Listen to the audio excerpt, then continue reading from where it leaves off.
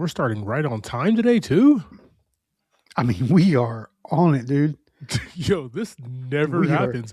Mainly my fault. 8 sharp.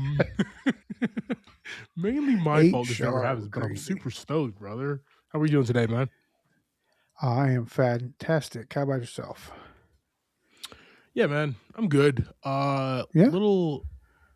Friday, went out, got some of that Charlotte air. It was super warm outside Friday night. Right. So was out in South End with a small bar, hung out with some friends, ordered a humongous pizza, like the biggest pizza, whole pie. Just straight, the whole pie, just for yourself. Straight the whole pie. Ninja Turtle special, man. Pepperoni, the biggest pie that they got. We walked it from the pizza spot back to the bar. We all ate right there at the bar. People were jealous how big our pizza was, man. Y'all but just brought it right in there. Okay. Dude, flexed on them, dog. People were like, yo, man, you got any extra? We don't. No. So we probably do have a lot of extra, but you're not getting it, sir. For the record, I was at the bar by myself, guys. Nobody was sharing that pizza with me. Nah, joking. There was about 8 of us. Awesome. But then, yesterday, the temperature just dropped on us, man. I thought the warm weather was here to stay. Yeah. Hate it. Nice little breeze came through, like a lot of wind, very windy. Windy, today, a cold today front. Was super cold today. I put the pea coat on, man. I was about to put the pea coat. Okay. I was about to put the pea coat in the back of the closet for the year. Not yet. Not yet, man. Can't do it, brother. Gosh, man. That's crazy. What is the one thing? I know you hate when it's super hot out.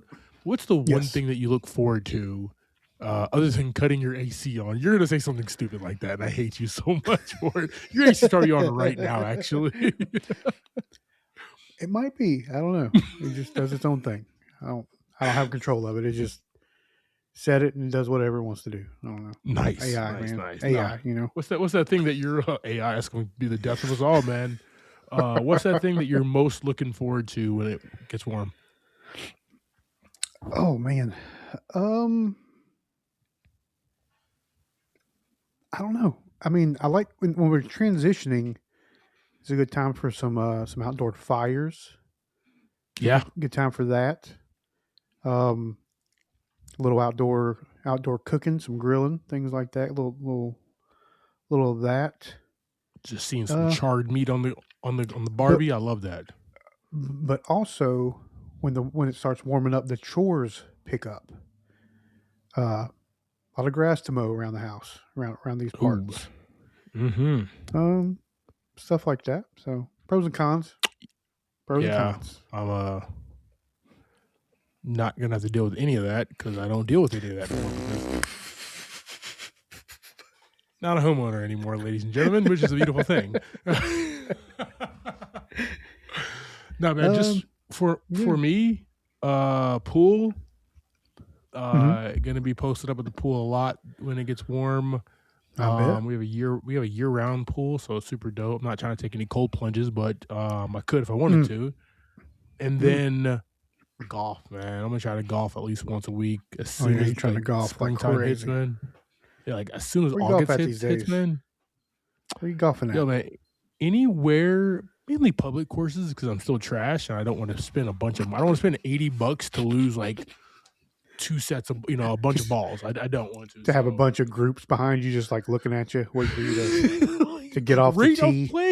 Rate of play.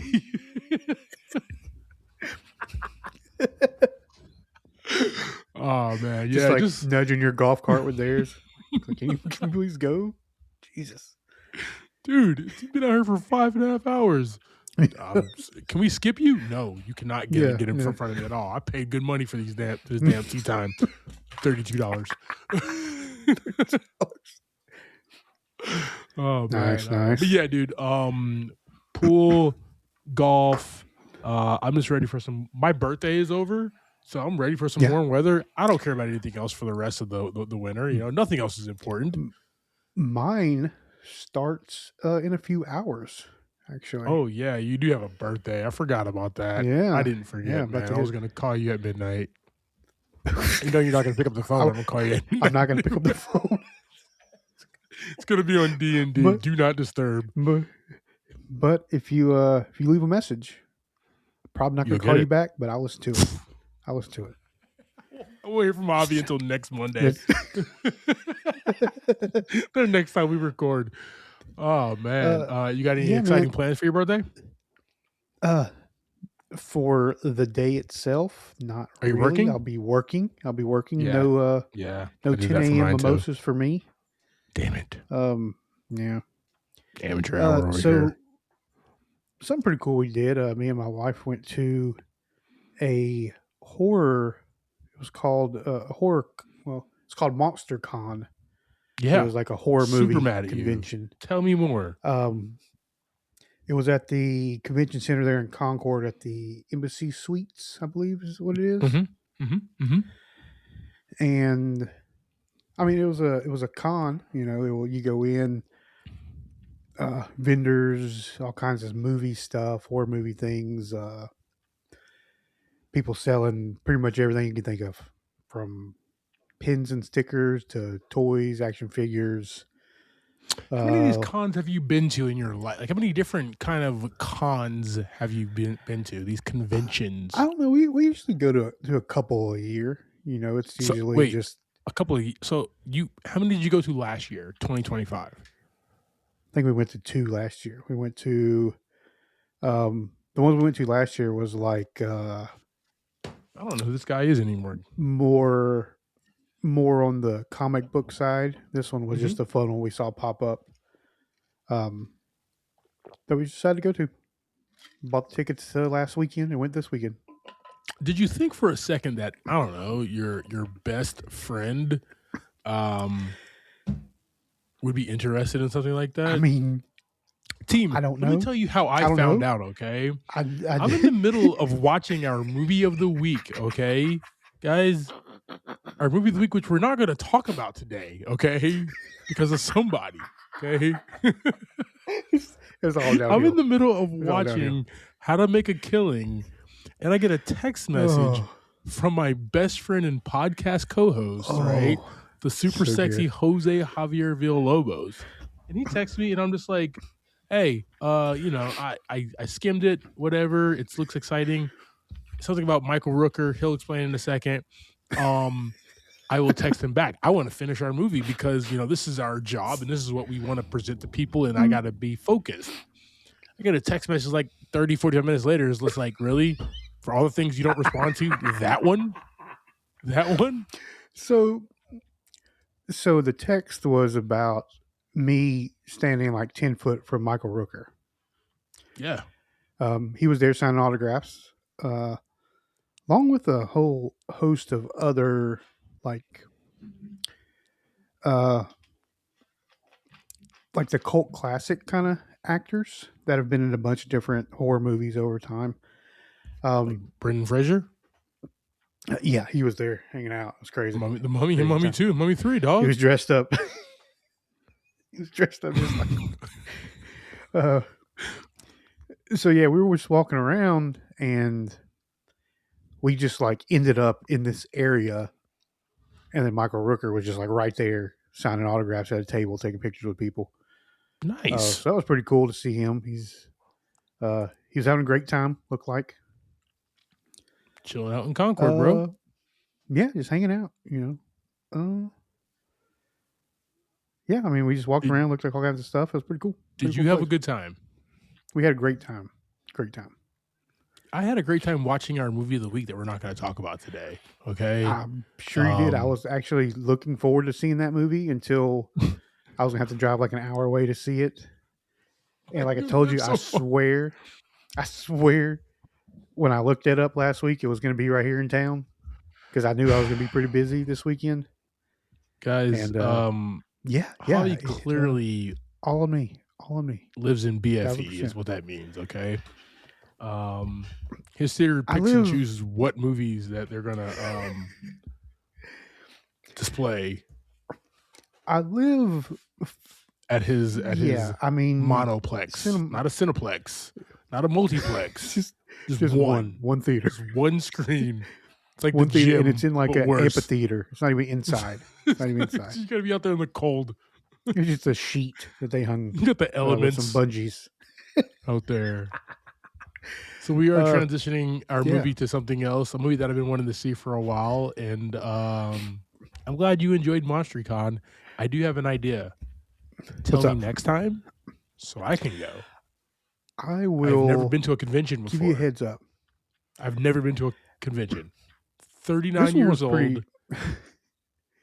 There was a lot of predators. We saw a lot of predators walking around. Yeah. And I would have yelled, "Get to the chopper," like 70 times. There's a lot of cool memorabilia, like a lot of, people go around and get stuff signed and they sell it off. There's a bunch of stuff like that.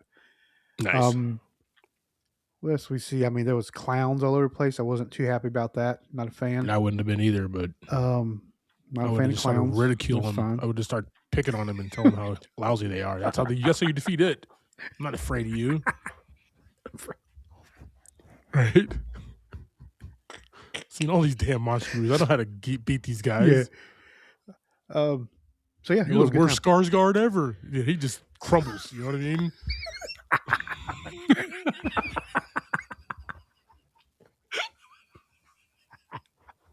You'll never live up to your father. He was in the MCU. What have you done?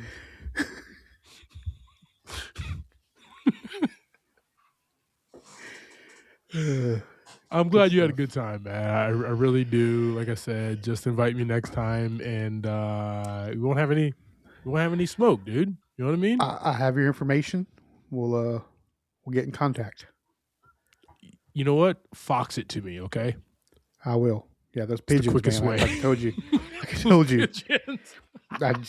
I thought they just knew where to fly. Like you give them the thing, and they can read it and they know where to go. Apparently, I was misinformed.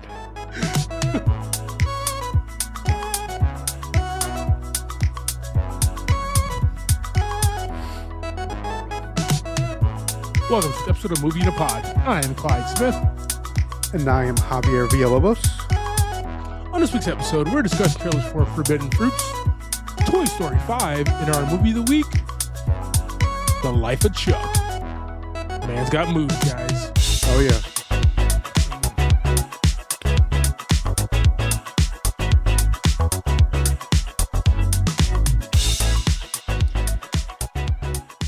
All right. I can't even talk today, guys. I'm so mad about this MonsterCon thing. Super I hope upset. Everybody is having a fantastic week. I'm not, because my best friend ditched me to be with his lovely wife. Who does that, right? A good person. Team, we got some trailers coming at you here. Forbidden Fruits. No clue what that's about. We needed the trailer. Our producer dropped the trailer on us, so we're going to watch it. And then we have Toy Story 5. We have another Toy Story film, guys. Disney and Pixar is just like squeezing the lifeblood out of Tom Hanks, I guess, right? We're still going to infinity and beyond, I guess, guys. Click that link tree in your show notes, team. We really do appreciate the support. We have all of our socials and everything. Check us out. We have the full pod on our YouTube page as well. Like, share, subscribe, and we out here. All right, team. We have Forbidden Fruits. IMDb states at a mall store, Apple leads a secret witch cult with coworkers Cherry and Fig. New hire Pumpkin, this is getting wild, questions their sisterhood, forcing them to confront inner darkness or meet violent ends. Do you think those are government names? Those are definitely what their parents named them. 1000% here. Directed by Meredith Alloway, written by Alloway and Lily Houghton. We got Lily Reiner, Lola Tung, Victoria Peretti, Alexandra Shipp. Gabrielle Union is in this as Sharon, and some other people as well that I do not know. Actually, the only two people I know here is Alexandra Shipp and Gabrielle Union. Fair enough. Javi, this is like that Bodies movie where this is not a film. We're just too old for this film. I feel like the whole like it got me for a second. It was like, okay, cool, witches. I'm down for some witches. But then they danced with the bedazzled boot. Gone. Yeah, Took me out. Took me out of it. Yeah. No. This does not Never thought I interest me would at say all. something like that, but that's cool, I guess. Hey man, first thing for everything, first time for everything.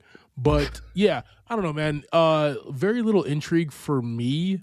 It's fair. Same. Very attractive young cast. That might be the draw there. But like, we had The Craft. Remember The Craft? Oh yeah, with those witches. I'll never forget The Craft. It's one of my favorite. Just God, yes. Gosh, just 90s, just sexiness. Yeah. I thought I was gonna get The Craft vibes here, and we didn't. We just got like, oh yeah, they're in a cult, but like they're just are witches. But is there any like actual like supernatural type things happening? Didn't seem like it. It just seemed like just not really petty girls going back and forth. So team, we're gonna throw forbidden fruits on our socials. Let us know your thoughts. Also, did you watch the movie The Craft? And if you haven't, you need to ASAP. Why? It's fantastic. Do it. What's your favorite witch film, team? Bewitched, the show, was actually my favorite. Team, we have Toy Story 5. Woody, Buzz, 5. Jesse, and the rest of the gang's jobs are challenged when they're introduced to electronics, a new threat to playtime. Directed by McKenna Harris and Andrew Stanton. It's actually written and directed by both of them. Nice. We got all the best here. Greta Lee plays the lily pad. But then we got Keanu Reeves back, Tom Hanks, Annie Potts, Joan Cusack, Tim Allen, Wallace Shawn, of course. John Ratzenberg, Ernie Hudson, Tony Hale, Craig Robinson plays somebody. Let's go. Yeah. So Conan O'Brien comes in as Smarty Pants. Team. We just got a whole host of people who have been with the franchise forever coming back for the fifth one. Number 5. Yeah, I mean, another film that's probably not for us. I'm not going to speak for you. This is not for me.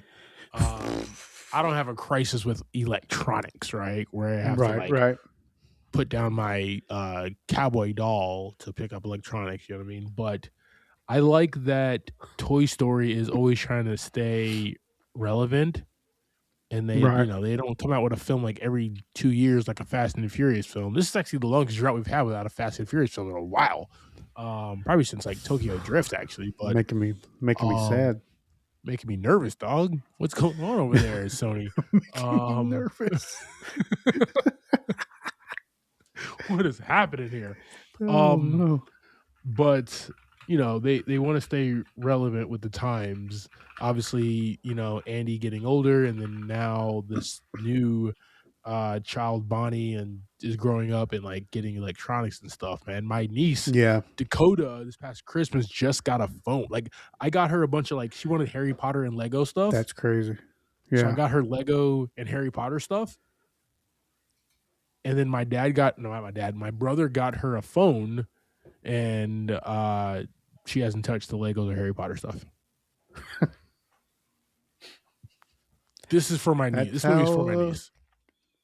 That's how life goes. I mean, yeah, that's how it is. It sucks. They grow up too damn fast, brother. We have a Fast and the Furious coming out in 2028. Good gosh, what's looking like. Are they gonna be in wheelchairs? Looks. Now I'm just looking at some Googling here. It looks like it's possibly Fast Forever. Fast, the 11th film. Due out in 2028.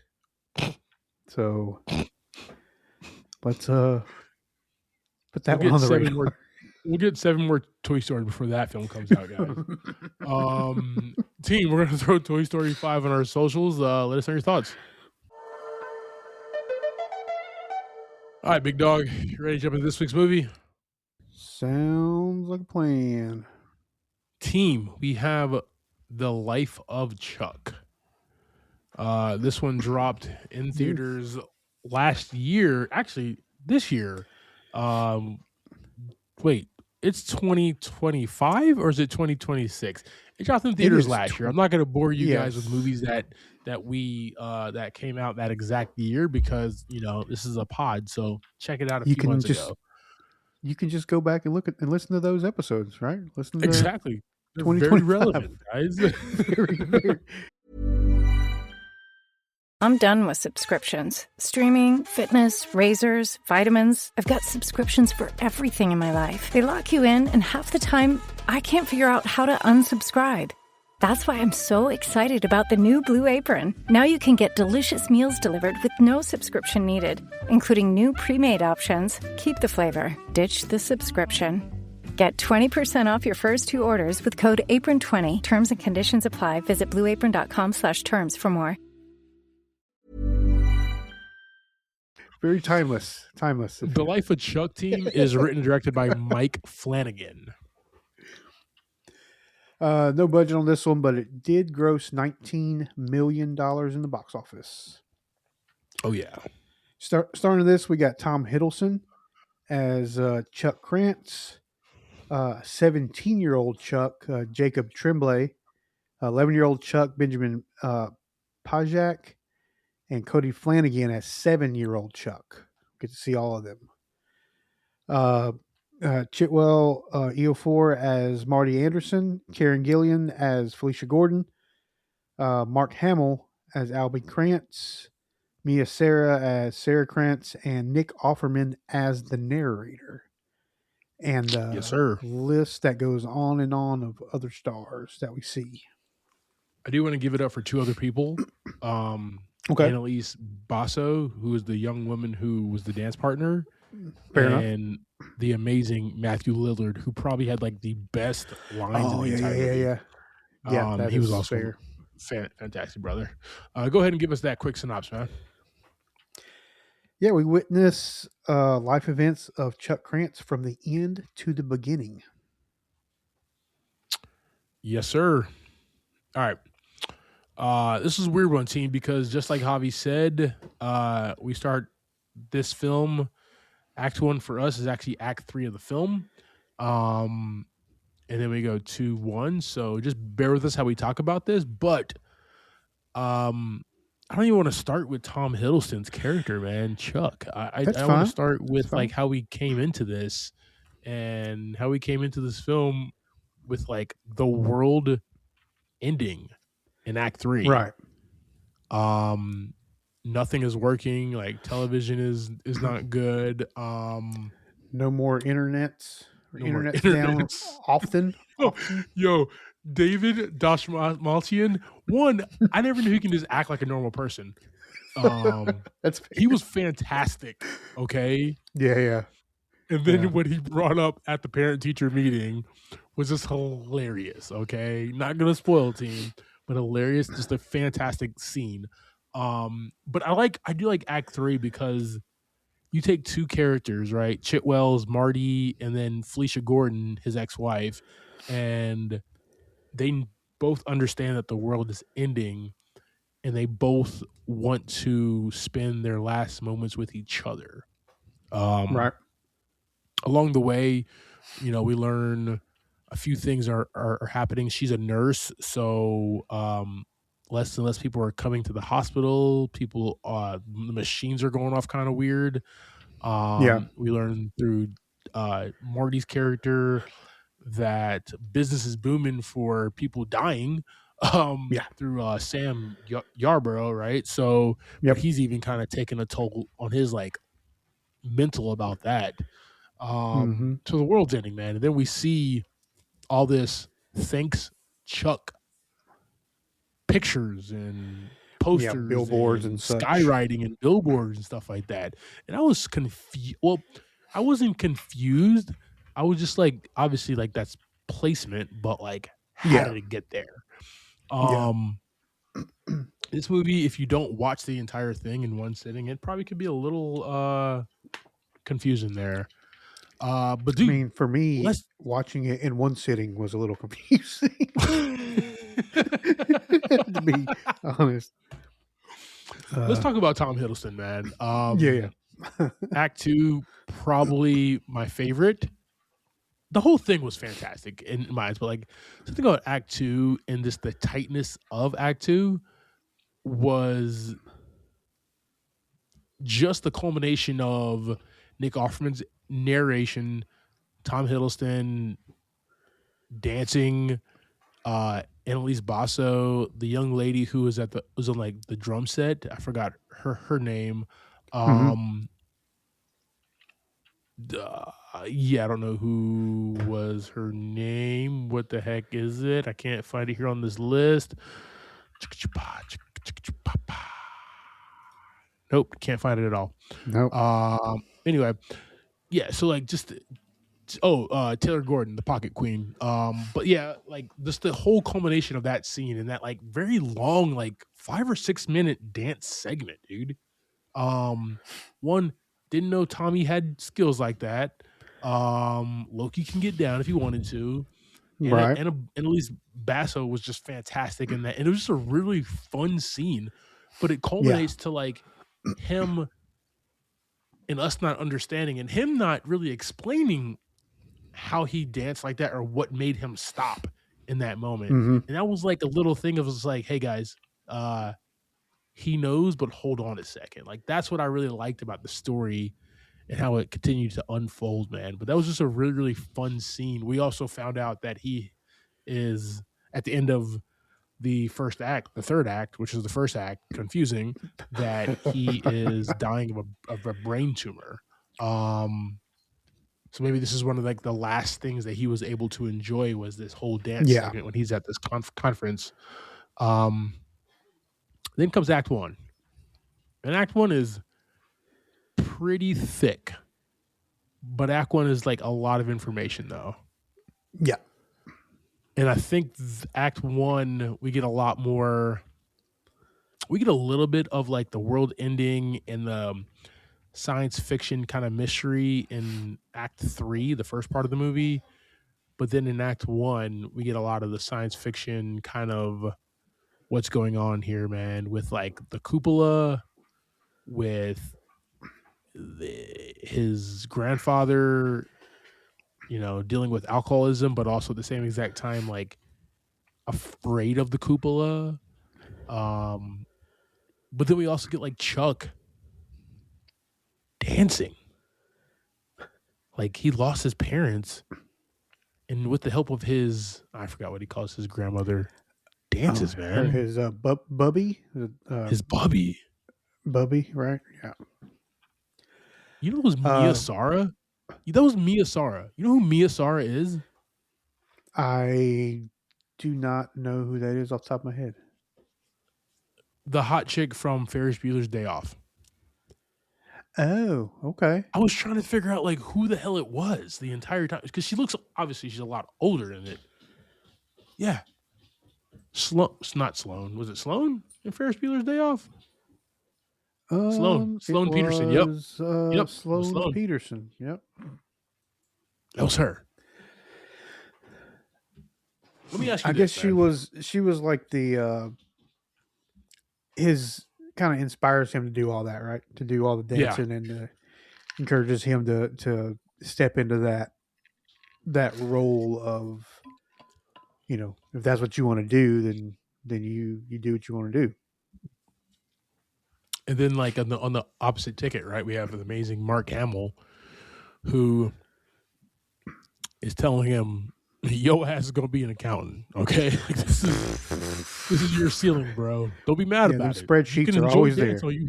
These spreadsheets, bro, pay the bills, man. They are we all forever. need accountants in life. So he has both kind of inspirations in his life, who his Bubby, but then his Zadie, who kind of pull him in different directions. Yeah. I'm not gonna spoil. Kind of already did because the way that this thing ends here, but I'm not going to spoil like the cupola surprise or anything. Yeah, my recommendation is just like to fully enjoy each and every one of these characters and everything that they have put into this film, no matter how big or small their role is, man. Just fantastic. It Let was me all ask you like this, man. big impacts on his life. Is what it was. That's exactly what we're gonna get to in just a few moments, man. See, you fully understood this movie, brother. You fully understood. Don't try to play me, man. You at the Monster Con, you know exactly what's going on, brother. I know what's going on. Let me ask you this, man. Yep. Did you have like a favorite? Which act was your favorite?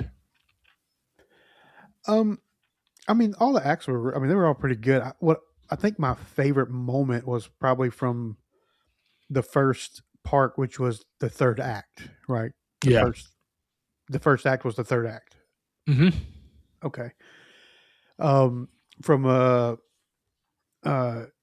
Marty Anderson, his explanation of the time, right? Mm-hmm. Like looking at the universal time based on the calendar, and like how like pretty much the whole year is like the creation of the universe up until like the last minute is when we as humans are here.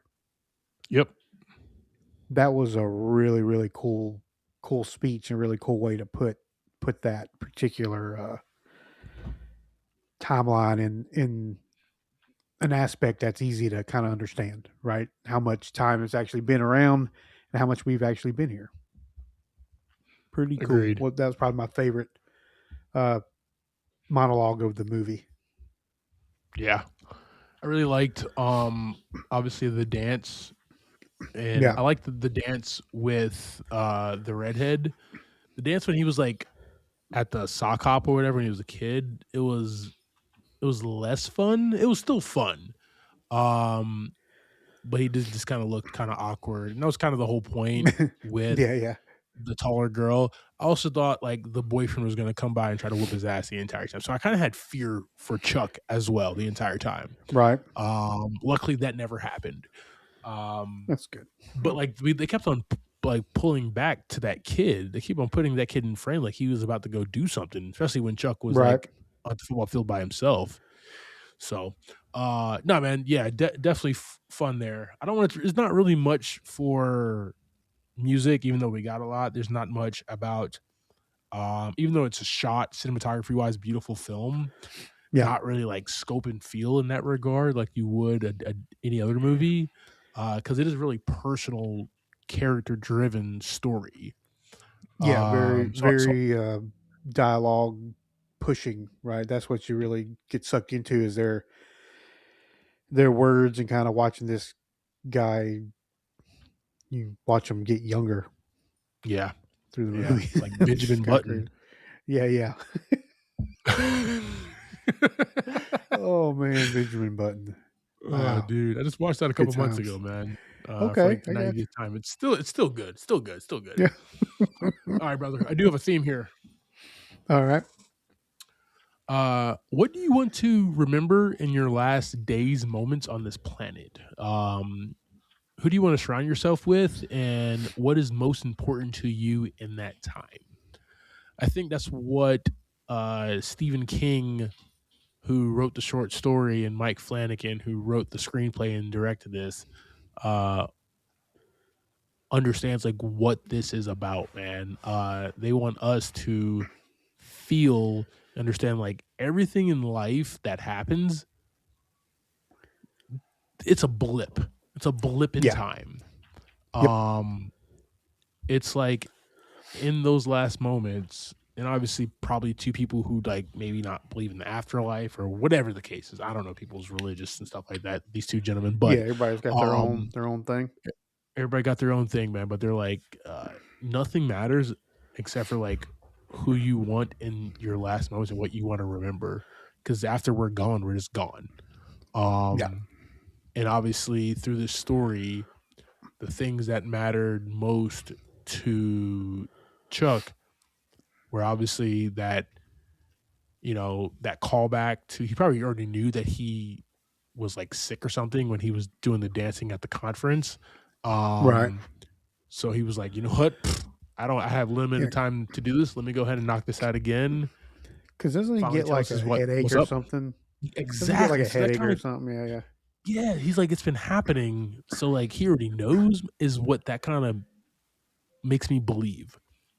Yeah. He's already been like diagnosed, and he's just like, I got to keep living my life. And he does say it at the end, right? In the coop, when he's finally in the cupola, he's going to live his life to the extent he's not going to let anything like stop him and everything of that nature, man. So this is what this movie's about, man. That's the thing, man. What is most important to you in that time when you have little to no moments left on this planet? All right, team. That's our conversation about 2025's The Life of Chuck. JV, give me your thoughts and ratings on this, man. Yeah, this one's going to get 3 buckets for me this week. The cast, the story was really, really great. Watching the movie was a little confusing for me. And that's mostly because of my attention span. And the very, very dialogue-driven movie, which was, for me, was a little hard to stay involved in. But I gave it my all. The monologues, just the story, and seeing the different acts and the way they were kind of portrayed, showing us the end, and then to explain the story was a really cool idea. So yeah, 3 buckets for me. Perfect. How about you, sir? What you got for us? Yeah, I'm gonna give this 4.5 buckets of popcorn, man. I am actually pissed I did not see this in theaters, man. This would have been really fun in the theaters. So if I had a DeLorean time machine, I would definitely go back in time. I will build one for you tonight. God, you're a good man. You know what? I forgive you. Whatever you did, forgiven. You know what? Blank check. Write whatever you want. It's just gonna say, Javi is forgiven for life for everything. Right. This man has never wronged me, by the way, guys. But in the future, if he does, he's forgiven. No, man. There you go. This is a beautiful movie. This is a movie that like is just different across every thing, man.